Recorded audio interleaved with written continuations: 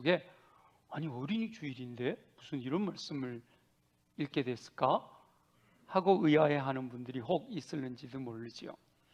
실제로 예수님이 십자가 지고 올라가시는, 그리고 골고다 언덕에서 십자가 지시는 장면만 보면 참 어린이 주일에 맞지 않은 말씀일 수도 있습니다.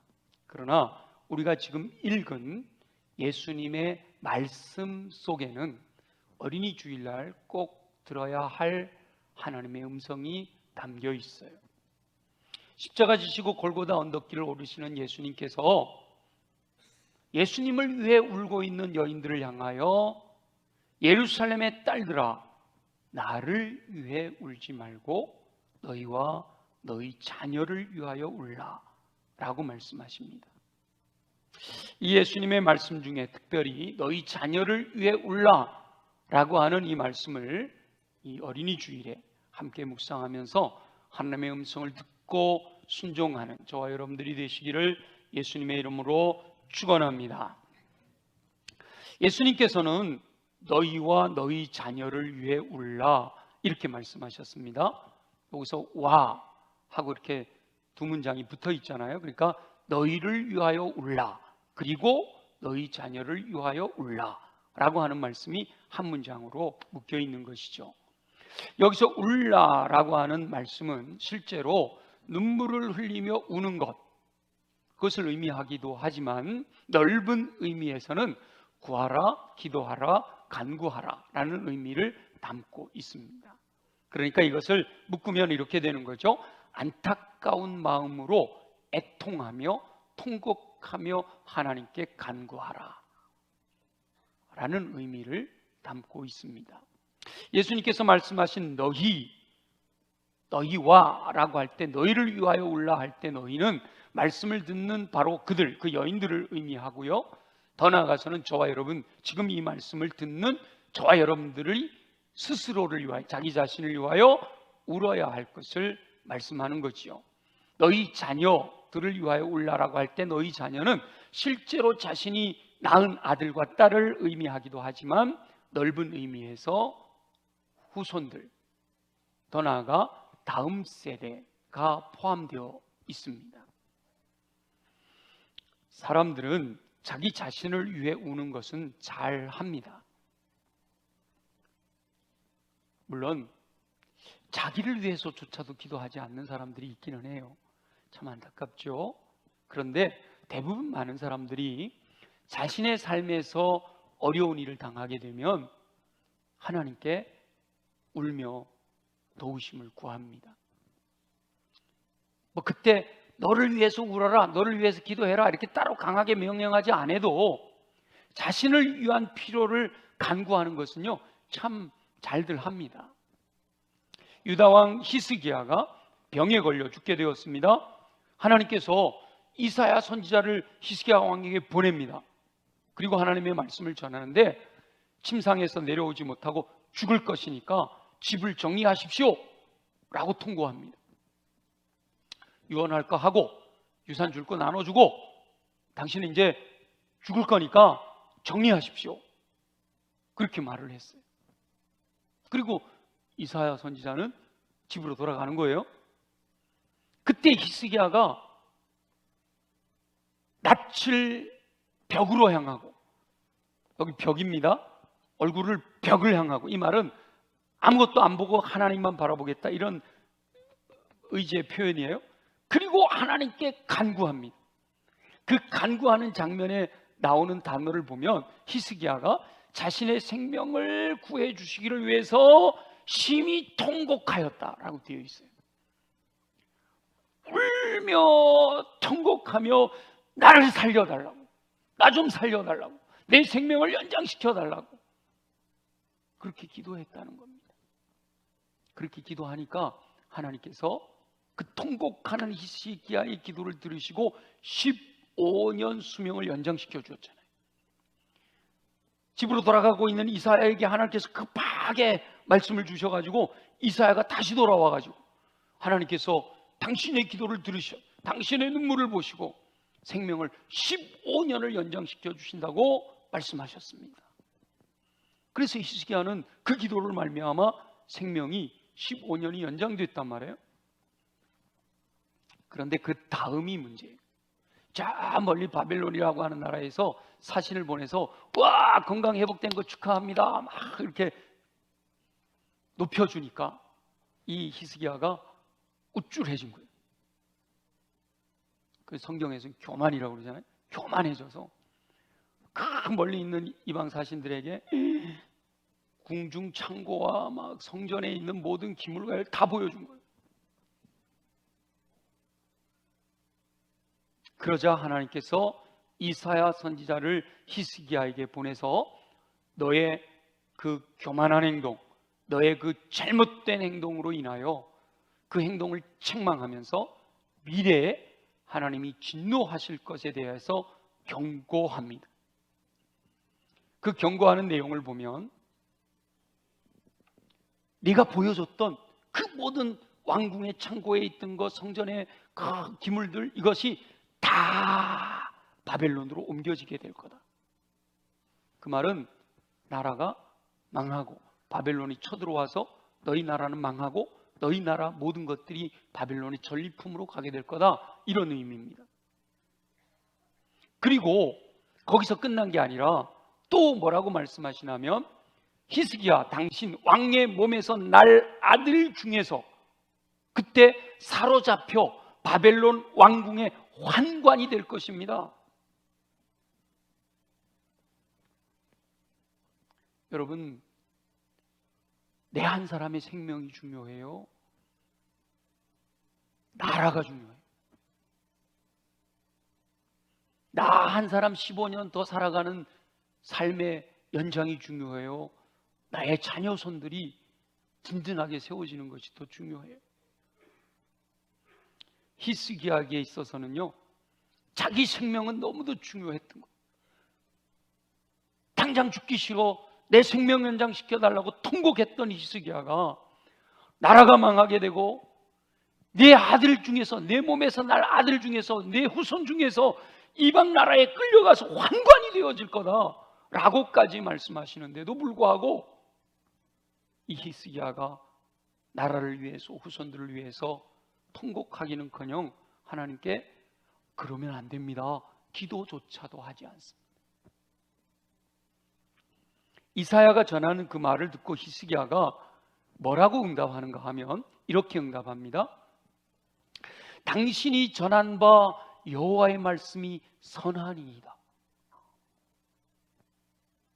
또 이르되 만일 내가 사는 날에 태평과 진실이 있을진데 어찌 선하지 아니하리요? 라고 대답한단 말이에요. 여러분, 이 말씀이 의미하는 바가 뭐예요? 나만 잘 살면 되지, 내가 살아있는 동안에만 아무 일 없고 내가 살아있는 동안에만 건강하고 나만 평안하면 되지, 나라가 어찌 되든 내 자녀 손들이 어찌 되든 나하고 상관없는 일이에요. 하나님, 나만 잘 살게 해주세요, 이 얘기잖아요.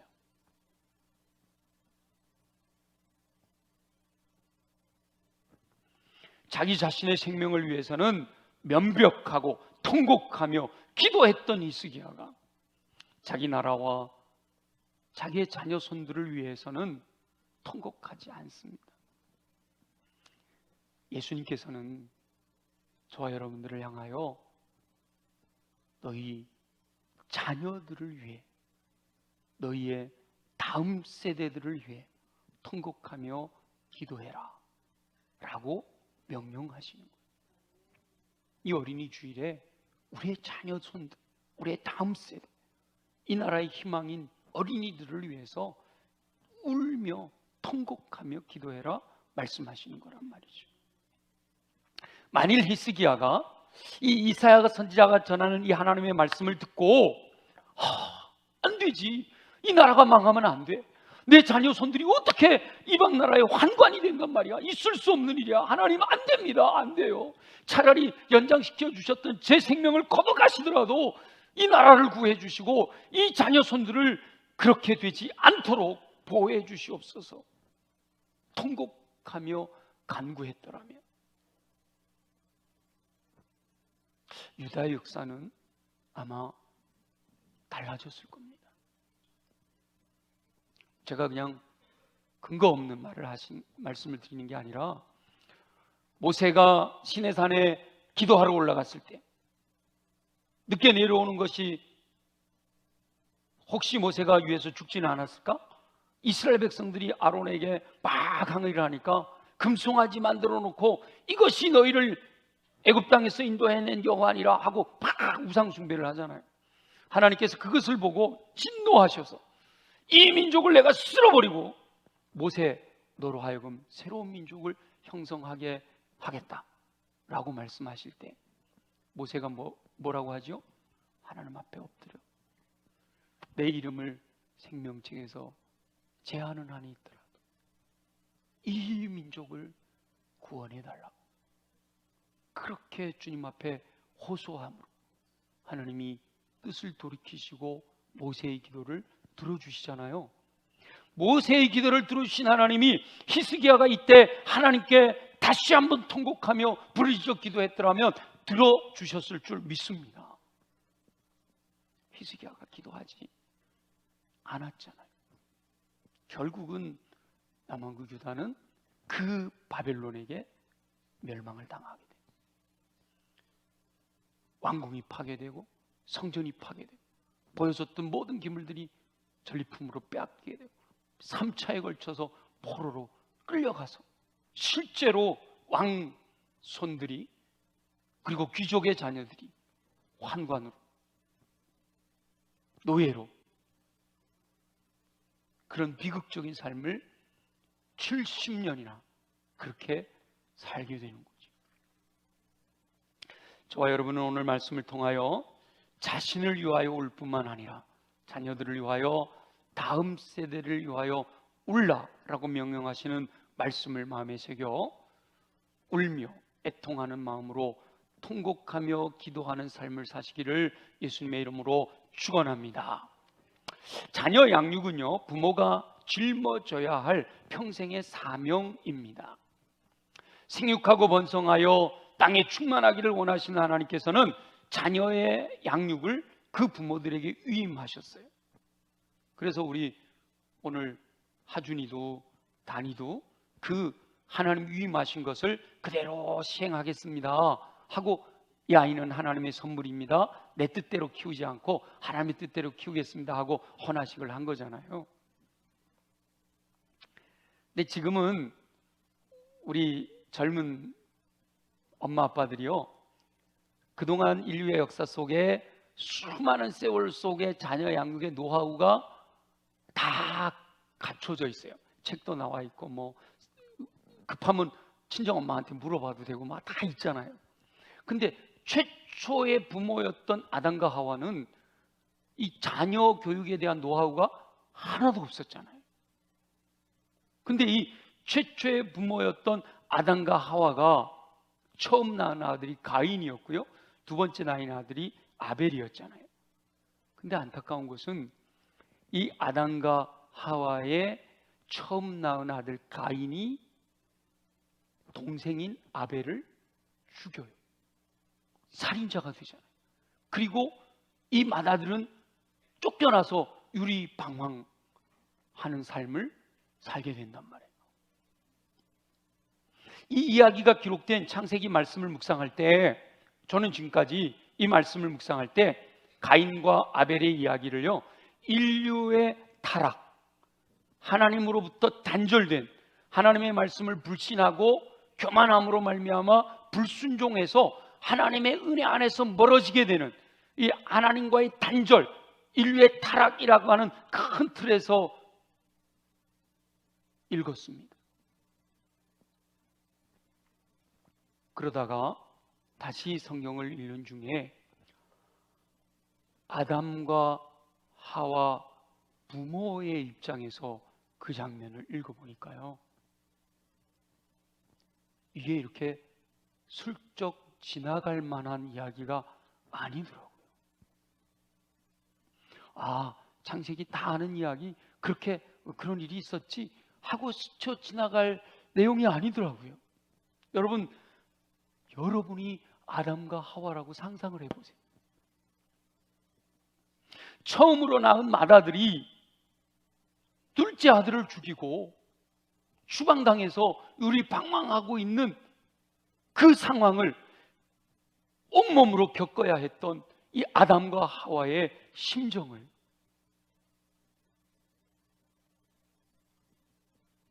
형제가 토닥거리면서 갈등하는 것만 봐도 부모의 가슴은 찢어지는 건데, 형이 동생을 죽이고 그래서 둘째는 사라져버렸고 남아있는 그 맏아들만큼 추방당하여서 유리방황하며 살아가고 있는 그 모습을 보는 부모의 마음은 하늘이 무너지는 것 같은 그런 마음이지 않았겠어요?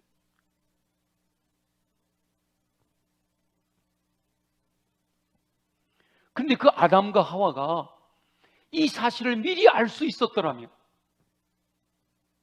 가인이 아벨과 서로 의견이 맞지 않아서 갈등이 일어나고 그것 때문에 질투하고 그 때문에 시기해서 형이 동생을 죽인다라는 사실을 이 아담과 하와가 미리 알 수 있었더라면, 가정입니다. 여러분이 만약에 여러분의 자녀가 가인과 아벨처럼 그런 관계에 있고 그런 결과가 일어난다는 것을 미리 알았더라면 여러분 가만히 있었겠어요? 어느 부모가 그런 사실을 미리 알고도 어쩔 수 없지 뭐 지네들끼리 해결해야지 이러고 계시겠어요?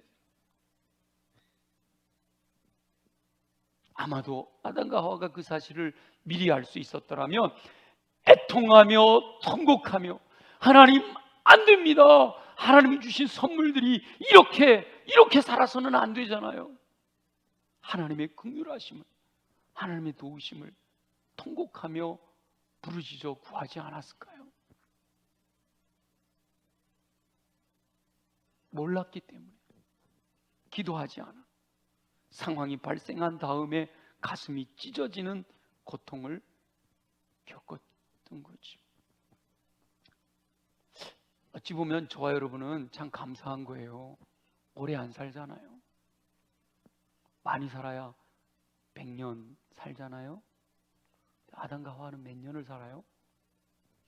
1000년 가까이를 살아요. 그 1000년 가까이를 살면서 그 가슴 찢어지는 그걸 매일 경험한다고 생각해 보세요. 얼마나 고통스러웠을까.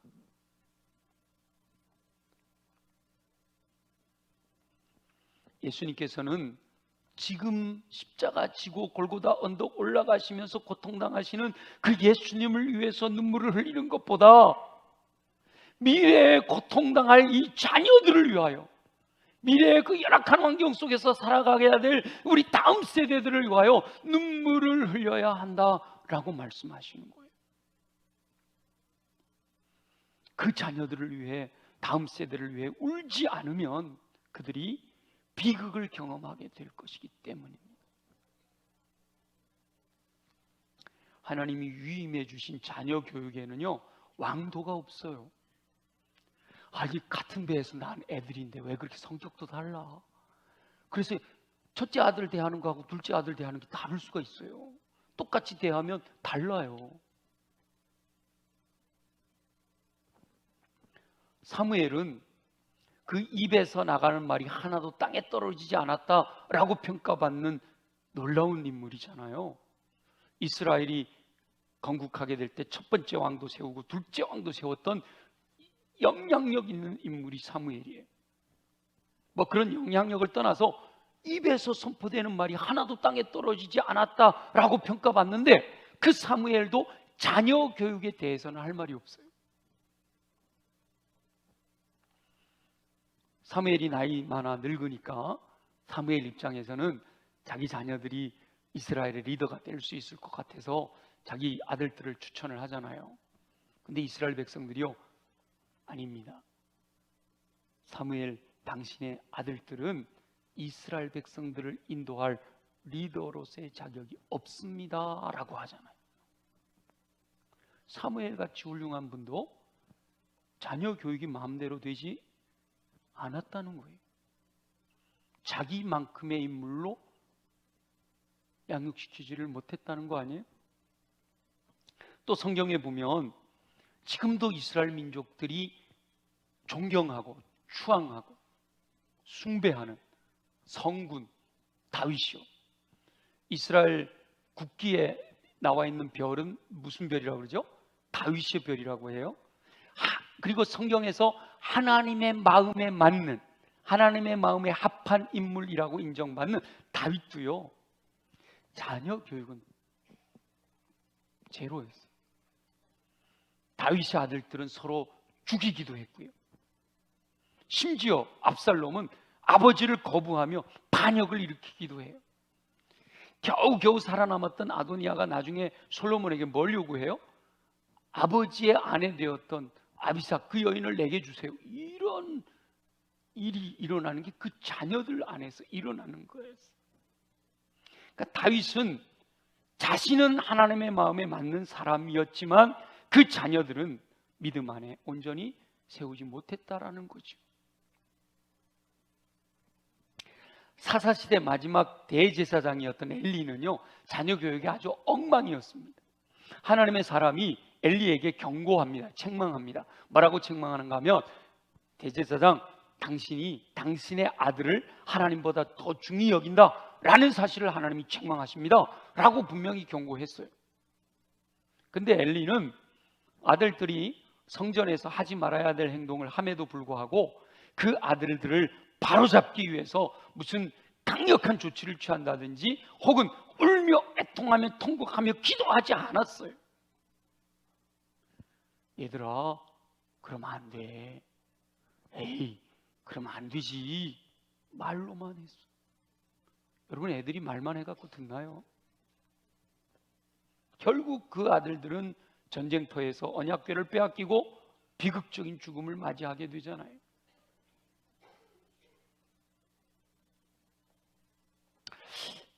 히스기야나 엘리처럼 하나님께서 이렇게 경고해 주시면 얼마나 좋겠어요.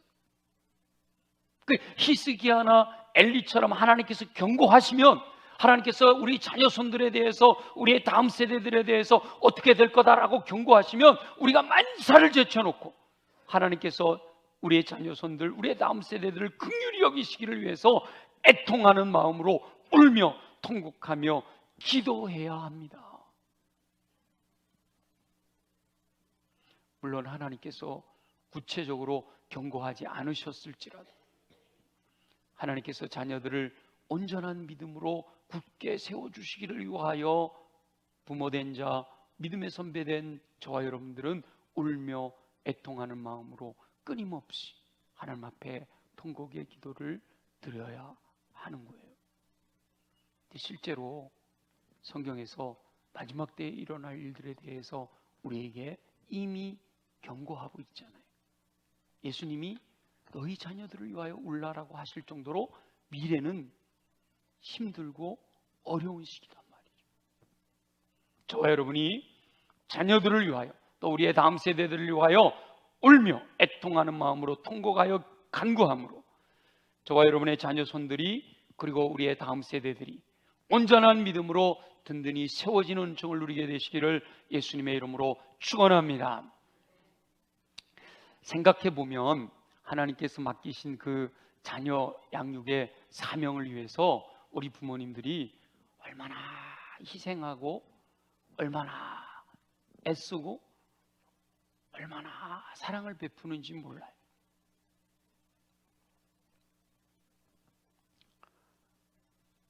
잉태하고 출산하는 것만 봐도요, 이게 보통 일이 아닙니다. 날씬하고 아주 예쁜 몸매의 아가씨가 결혼을 해요. 그래서 아이가 잉태가 돼요. 그러면 점점 뭐 하죠? 배가 나와요. 그리고 몸이 무거워져요. 힘들어요. 그 고통이란 경험해 보지 않은 사람은 이해하기가 어렵잖아요. 남자들은 죽어도 깨나도 알 수 없는 고통이에요.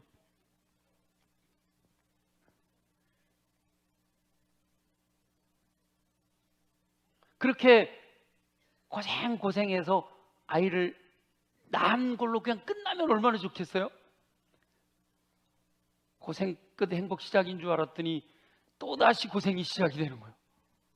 말도 안 통하는 빽빽거리기만 하고 울기만 하고 엄마 힘들고 고통스러운지도 알지 못하고 그냥 자기만 봐달라고 빽빽거리는 그 영아기 자녀를 양육하는 엄마 아빠들이요, 우울증이 올 정도로 육체와 정신에 큰 타격을 받게 됩니다. 요즘 젊은 엄마들 산후 우울증이란 얘기 들어보셨죠? 산후 우울증 때문에 고통스러워하는 젊은 엄마들이 너무 많아요. 그런데 어떻게 그것도 이겨내고 극복해서 그 말 안 통하는 아이들이 이제 좀 말이 통하게 돼서 야, 엄마하고 이야기 좀 하자 이렇게 할 때쯤 되면 요 녀석들이 사춘기가 되어가지고, 사춘기가 되어서 아이들이 툭툭툭 내뱉는 그 말들이요, 부모의 가슴을 후벼 파는 경우가 너무 많아요. 나를 왜 낳았느냐는 듯이, 엄마가 나한테 해준 게 뭐가 있냐, 그런 얘기하는 애들이요 요즘 너무 많아요. 청년으로 성장하고 심지어 결혼해서 장년이 되어도요, 여전히 부모의 사랑은 자녀를 위하여 무엇이든지 해줄 수 있고 다 줄 수 있고 내 생명이라도 자녀를 위해 내어줄 수 있단 말이죠. 요즘 젊은이들은 진짜 그럴 수 있을까 이렇게 얘기하더라고요. 근데 우리 부모 세대들은요 그게 가능해요. 우리 80 넘으신 어르신들 아멘이지요? 어? 속으로 아멘 하셨어. 제 어머니는 아침마다 통화하면요 꼭 그러셔요. 나는 이제 여한이 없다. 삼남매 잘 되는 게 엄마 소원이고 자녀 손들이 믿음 안에 영문의 가문을 이루면, 믿음 안에 든든히 서면 나 지금 죽어도 소원이 없어. 그리고 있는 거 없는 거 다 죽어도 더 주지 못해서 안타까워 하시잖아요. 그게 부모의 마음이에요. 근데 중요한 거는 그렇게 희생하며 그렇게 양육했음에도 불구하고 우리의 자녀손들이 생각만큼 그렇게 온전히 세워지지 못하고 있다는 것이 안타까운 일입니다. 물론 말씀 들으면서 목사님 우리 자녀들 우리 가정 잘 알시면서 저런 말씀하십니까? 하는 분들이 있을 수 있어요. 우리 교회 성도들 중에도 자녀들 잘 양육해서 이렇게 3대째 4대째 신앙 잘 지키는 분들이 있잖아요. 여러분, 그런 부모님들은요 그것이 당연한 게 아니라 하나님께서 베풀어 주신 은혜인 줄로 알고 감사하시기를 예수님의 이름으로 축원합니다. 여러분, 그게 얼마나 감사한 일인지 몰라요. 뉴스에 나오는 이야기 들어보세요. 그게 남의 이야기 같잖아요. 그게 일상으로 일어나는 일들이라는 거예요. 그런데 그렇지 않다면 너무너무 감사한 일이라는 거죠. 하나님의 은혜라는 거예요. 그렇게 생각되시는 분들은요, 이 어린이 주일과 어버이 주일 이 사이에 하나님께 뭔가 엄청난 감사를 드리십시오. 제가 황금하라 소리 안 했어요.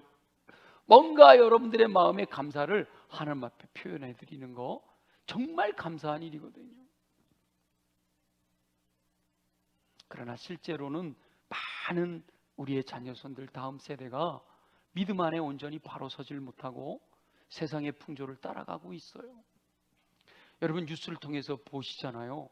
옛날에는 무슨 대마초, 무슨 마약 이러면 그냥 유명한 연예인이나 뭐 특별한 사람들, 아주 나쁜 사람들만 그런 걸 한다 이렇게 생각했잖아요.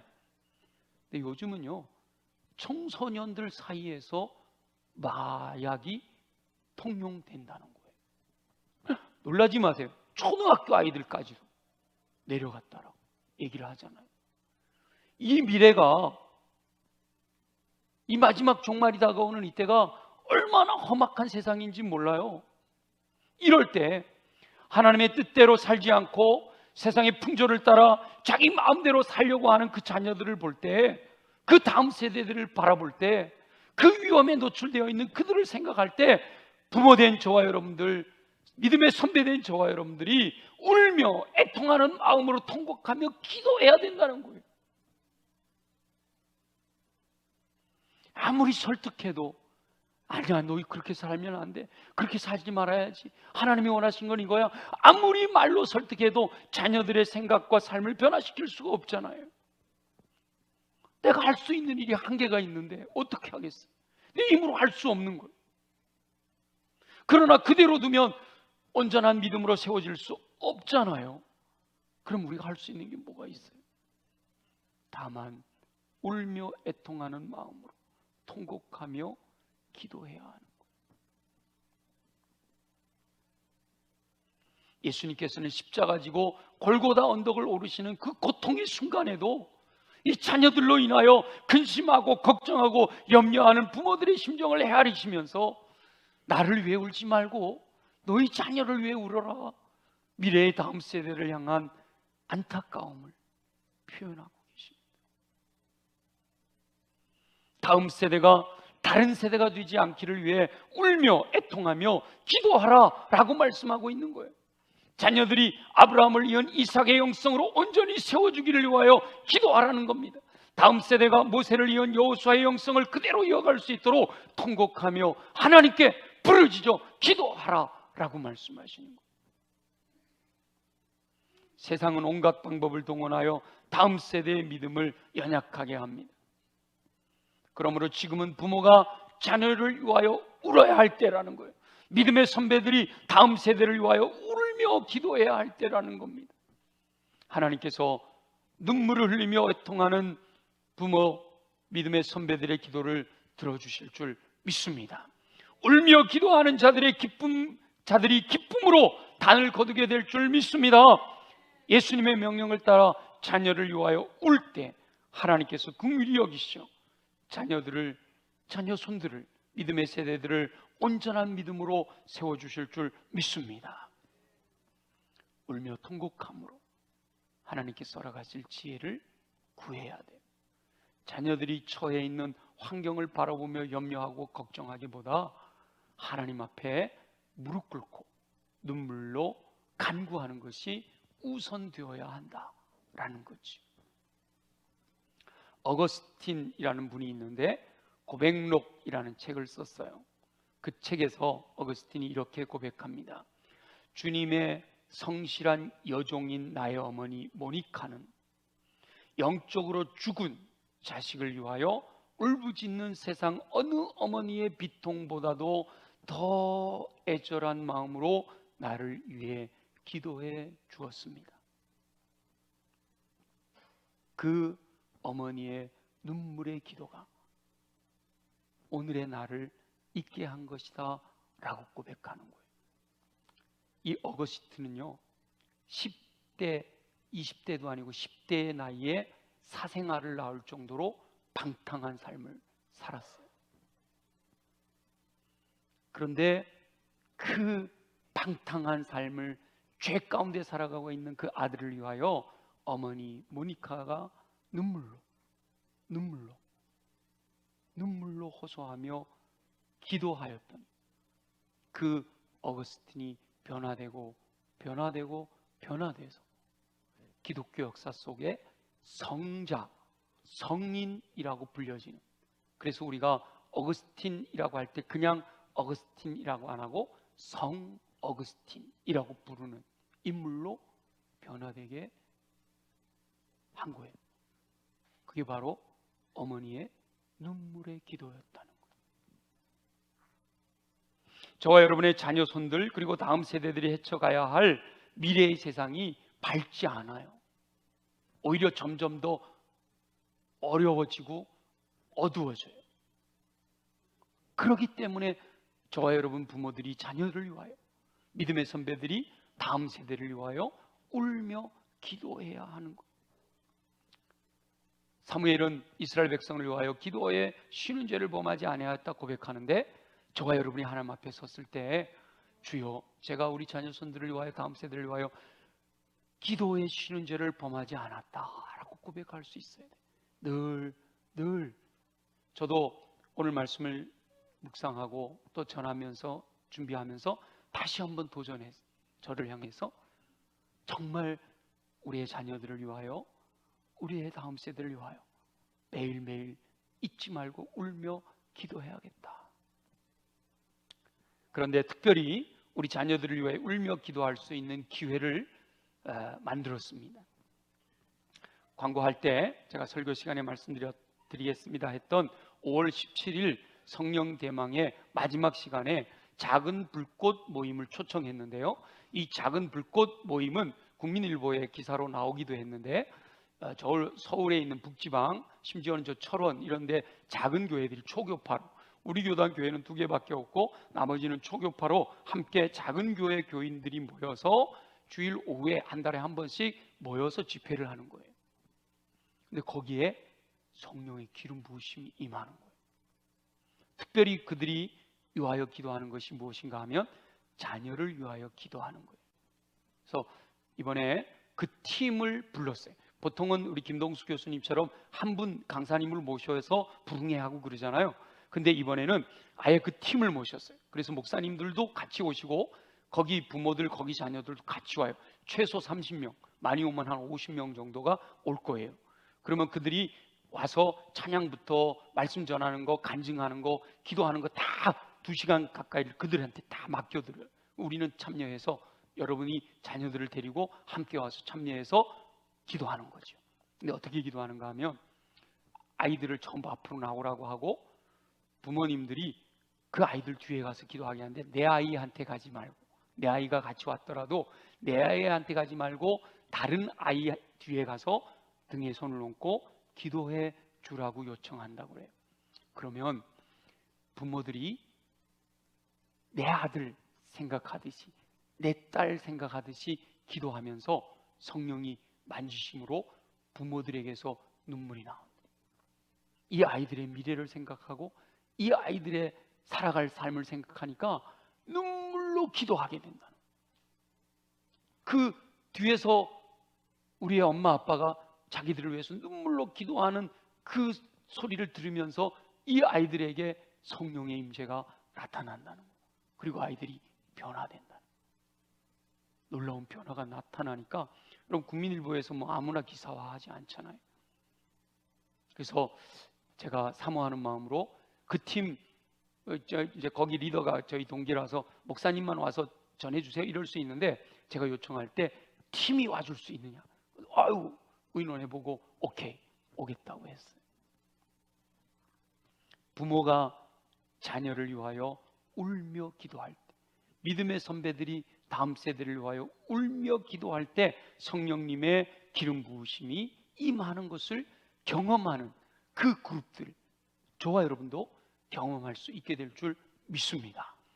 늘 저와 여러분의 자녀손들을 위하여 다음 세대를 위하여 울어야 하지만 특별히 5월 17일 성령 대망회를 위하여 여러분들이 시간을 계획하고 함께 참여함으로 먼저 눈물이 터져야 그 다음부터 계속 또 이어지잖아요. 그래서 5월 10일 우리 방언에 대해서, 성령의 은사에 대해서 함께 나누고 5월 17일 작은 불꽃 모임을 통해서 우리가 함께 다음 세대를 위해 눈물로 기도하는 기도에 대해서 우리가 도전받고, 오늘 주님이 말씀하신 너희 자녀를 위해서 울라라고 하는 이 말씀이 내게 주시는 주님의 음성으로 내 마음에 새겨져서 우리들의 일상의 삶에서 날마다 저와 여러분들이 자녀손들을 위하여 다음 세대를 위하여 울며 애통하는 마음으로 통곡하는 기도를 드림으로 우리의 자녀손들과 우리의 다음 세대가 하나님 앞에서 믿음으로 온전히 세워지는 은총을 누리는 저와 여러분들이 되어지시기를 예수님의 이름으로 축원합니다. 우리 주신 말씀을 기억하면서 하나님, 그렇습니다. 제가 주의 말씀 듣고 순종하는 사람 되기를 원합니다. 우리 주님이 지금 자녀손들을 위하여 울게 될 부모를 찾고 있다고 말씀하시고 다음 세대를 위하여 울 수 있는 믿음의 선배를 찾고 있다고 말씀하시는데, 주님, 제가 그리하겠습니다. 제가 순종하겠습니다. 우리 다 같이 함께 통성으로 기도드리겠습니다. 자녀들을 믿음으로 온전히 세워주시기 위해 울며 기도하기를 원하시는 우리 주 여호와 아버지 하나님, 이 세상은 너무도 악하여 자녀들이 헤쳐나가기 어려운 상황임을 깨닫습니다. 부모들이 모든 것을 희생하며 자녀들을 양육하고 있지만 우리의 능력이 부족하여 그것만으로 자녀들을 믿음 안에 온전히 세울 수 없음을 발견하게 됩니다. 예수님께서 골고다 언덕을 오르실 때 우는 여인들을 향하여 너희 자녀를 위하여 울라 라고 하신 말씀을 기억합니다. 하나님께서는 자녀를 믿음 안에 온전히 세우기 위하여 울며 애통하는 마음으로 통곡하는 부모를 찾고 계신 줄 믿습니다. 다음 세대가 맞이하게 될 열악한 세상에서 빛으로 드러나도록 우리의 다음 세대들을 위하여 울며 애통하는 마음으로 통곡할 믿음의 사람을 찾고 계신 줄 믿습니다. 자녀 교육에 왕도가 없음을 깨닫게 하시니 감사합니다. 사무엘도 다윗도 자녀 교육을 자랑할 수 없음을 발견합니다. 엘리나 히스기야처럼 무책임한 눈으로 살지 아니하도록 도와주시옵소서. 아브라함의 믿음을 계승한 이삭처럼 자녀들의 믿음을 온전히 세울 수 있게 하시기를 원하며 모세의 영성을 이어받은 여호수아처럼 다음 세대의 믿음을 세워줄 수 있는 삶을 살아가게 하여 주옵소서. 울며 애통하는 마음으로 통곡하는 기도로 주의 뜻을 이루며 주의 영광을 나타내며 하나님의 뜻이 하늘에서처럼 이 땅에서 이루어지는 놀라운 역사를 경험하며 살게 하여 주시옵소서. 알아가실 주님을 기대합니다. 주님 영광을 받으시옵소서.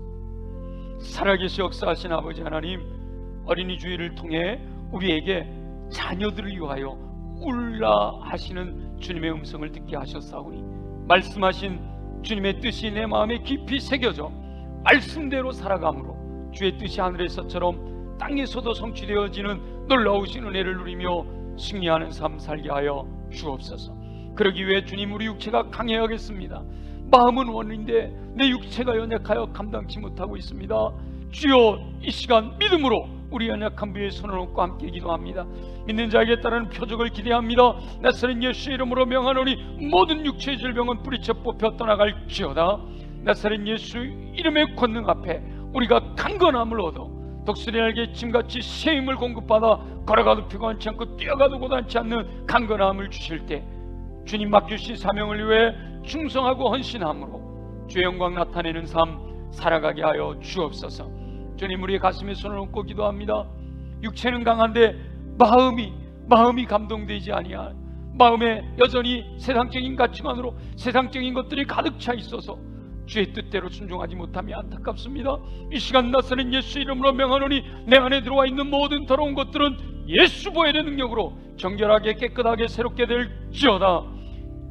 우리를 괴롭히고 힘들게 하고 어렵게 하며 더러운 것을 심어내려고 하는 어둠의 권세들아, 예수 이름으로 명하노니 묶임을 받고 떠나갈지어다.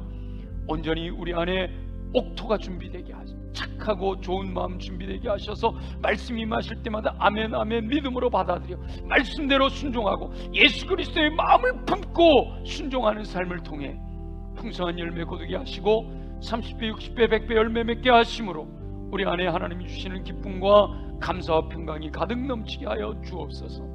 이 모든 것이 내 힘으로 아니 됨을 고백합니다. 오직 성령의 권능으로만 가능한 줄 믿습니다. 이 시간 우리를 성령으로 충만하게 하여 주옵소서. 성령으로 기름 부어 주옵소서. 성령의 불로 임하여 주옵소서. 그 배에서 생수의 강이 흘러넘치게 하여 주옵소서. 성령의 충만함으로 말미암아 허락하시는 성령의 열매가 하나님의 사람으로 온전케 된 인격을 갖추게 하시고 성령의 열매뿐만 아니라 성령의 은사로서 하나님 행하시는 모든 일 사명을 감당할 만한 능력을 갖추어 주의 영광을 위하여 쓰임 받으며 어둠의 권세 악한 영의 모든 경관진들을 파쇄하고 주님께 영광과 찬양과 존귀 돌려드리며 승리하는 삶을 살게 하여 주시옵소서. 그리 행하실 주님을 찬양합니다. 영광을 받으시옵소서. 예수님의 이름으로 축복하며 기도합니다. 아멘. 우리 다 같이 일어나셔서